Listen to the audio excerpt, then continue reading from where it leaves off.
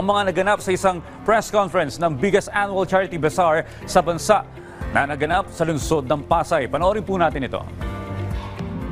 Shop Global, Help Local. Ito ang temang hatid ng International Bazaar na muling magaganap sa darating na November 3 sa isang exhibition and trade center sa Pasay. Namaste! Ang taunang bazaar ay pinangunahan ng International Bazaar Foundation Incorporated sa pakikipagtulungan sa spouses of the heads of missions at diplomatic and consular missions in the Philippines. At kamakailan lamang ay naganap ang press conference ng International Bazaar 2024 bilang paghahanda para sa pagbubukas nito sa publiko.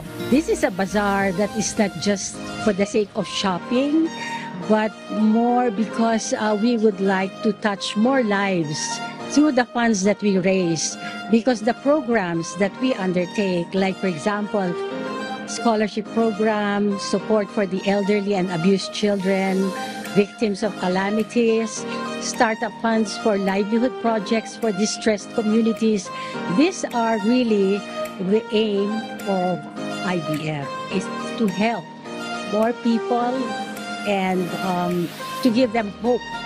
Sa naturang press conference, ipinakita ng mga diplomatic missions ng Argentina, Australia, Ghana, Hungary, India, Indonesia, Japan, Singapore, Syria, Turkey, United States of America at Vietnam ang ilang popular na produkto na kanilang ibebenta. This year, after a very long time, the US is joining, and they're having 16 booths with different products.